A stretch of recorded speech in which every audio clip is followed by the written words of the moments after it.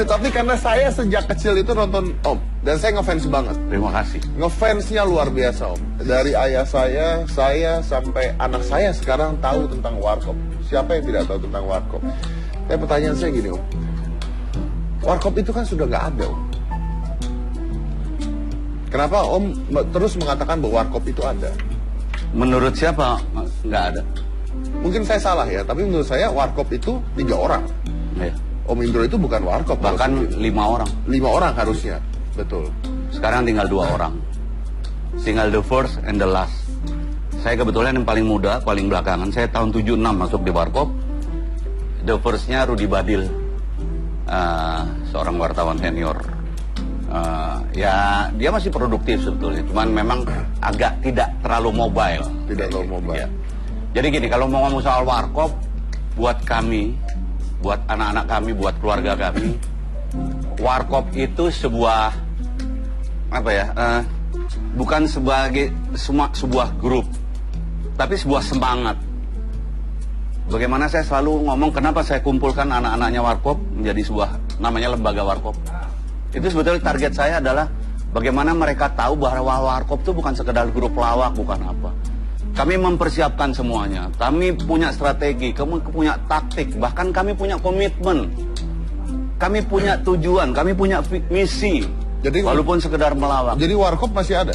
Buat saya masih ada, karena masih tertanam di jiwa saya. Dan insya Allah untuk anak-anak juga masih merupakan sebuah kebanggaan. Itu sebuah semangat kalau menurut saya. Oke, tapi pada saat Om itu ditinggal oleh pada saat itu 5, tapi akhirnya tinggal 3 ya, 1 keluar. Ya, 3. Yang 1 meninggal duluan, tapi sebelumnya kan sakit lama. Kemudian Rudi Badil memang dia tidak mau, dia selalu di belakang layar. Okay. Ya. Berarti tinggal 3, lalu ditinggal oleh Kasino pada saat Kasino itu. Berangkat tahun 97. Tahun 97. Iya. Nah, ketika dari 3 ditinggal 1. Iya. Itu gimana? Gimana rasanya udah terus tiap hari ketemu? Iya. Iya, apalagi kita punya komitmen ya. Mas Kasino itu selalu bilang, saya itu bukan apa-apa tanpa Dono dan Indro. Ketika kita bertiga. Dono apalagi, Dono juga begitu, bukan apa-apa tanpa Indro sama Kasino. Apalagi saya gitu, yang paling kecil. Nah, makanya sebetulnya ketika waktu Mas Kasino meninggal, saya masih sama Mas Dono, masih punya agak pede lah, karena Mas Dono kan juga lebih tua dari saya gitu ya. Tapi ketika Mas Dono meninggal, saya 1 tahun nggak ngejob, nggak apa, saya benar-benar ya kayak kehilangan percaya diri ya, bener-bener hilang aja bener. Dulu saya selalu bilang Indro bukan apa-apa tanpa Mas Dono, Mas Kasino, apalagi saya termuda. Sementara saya tinggal sendiri gitu, bukan apa-apa banget kali gitu. Jadi saya hanya mikir, aduh, kayaknya gue mesti cari jalan lain. Tapi di situ juga saya mikir, karena Mas Dono terakhir aja, Mas Kasino, nggak usah ngomong Mas Kasino lah. Mas Kasino tuh orang yang selalu mikir untuk Warkop. Mas Dono itu terakhir aja ngomong gitu. Saya ingat waktu itu udah sakit. Mas Dono meninggal Desember, tanggal 30. Sekitar September atau Oktober saya dapat job MC untuk malam tahun baru. Mas Dono nggak mau. Nggak apa-apa Mas Dono, tenang aja. Seperti biasa kan selalu saya, kalau untuk yang begadang tuh saya. Walaupun bertiga gitu. Mas Dono, enggak. Aku nggak kuat. Kamu aja. Ya kalau saya sendiri udah bukan Warkop dong. Kita berdua nih sekarang Warkop. Enggak. Dono sendiri, Kasino sendiri, Indro sendiri. Warkop. Dan lo megang bendera Warkop. Jadi walaupun 1 orang itu tetap Warkop. Wow. Tapi pada Om cerita ini seakan-akan bukan seperti job loh. Setahu saya grup lawak itu adalah job. Ini itu yang tadi saya bilang. Buat saya ini bukan sekedar, buat kami lah, buat keluarga kami ini bukan sekedar grup lawak.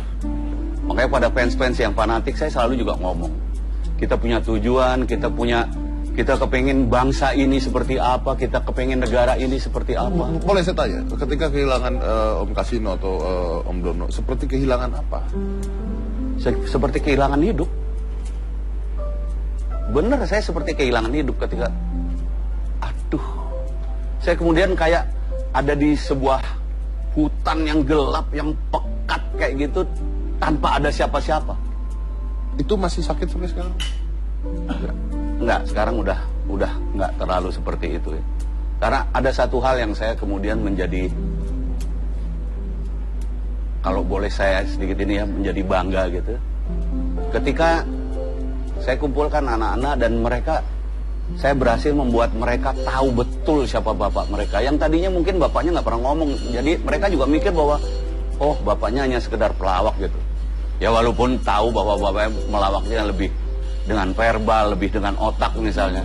Tetapi mereka nggak sejauh itu. Mereka tahu bahwa setiap langkah Warkop itu dipikir betul-betul. Bahkan ketika kita mengkritisi sesuatu, kita mempersiapkan kalau ada begini gimana, kalau begini bagaimana. Kalau saya larinya ke keluarga, tadi seperti kehilangan hidup. Kalau saya bicara kasino, kasino itu seperti apanya Indro? Satu kata aja. Badan. Kalau Dono? Otak. Jadi ketika kehilangan mereka berdua, kayak kehilangan diri sendiri. Segitunya sebuah grup lawak yang orang hanya melihat itu sebagai grup lawak sebenarnya. Sampai 1 tahun tidak kerja apa-apa. Sama sekali. Saya nggak punya rasa percaya diri. Om bilang tadi udah nggak merasa apa-apa, tapi kenapa masih sedih Om? Boleh tahu? Anda membuat saya berpikir ke arah.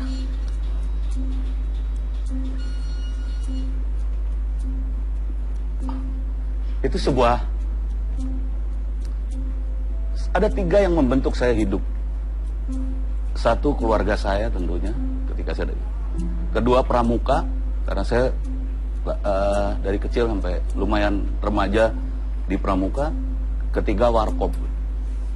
Dan saya merasa bahwa saya mempunyai saudara-saudara saya itu, Mas Kasino, Mas Dono, Rudi Badil, Nano itu, seperti mempunyai guru, seperti mempunyai orang tua, seperti mempunyai kakak.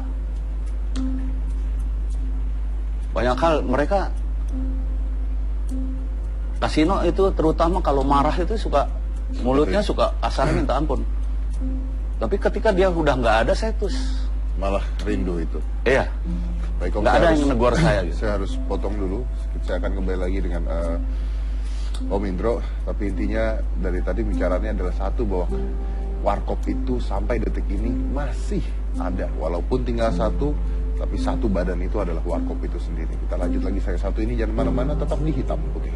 Sia-sia uwono uweni, yang baju merah jangan sampai lepas. Lu jangan lihat cewek tar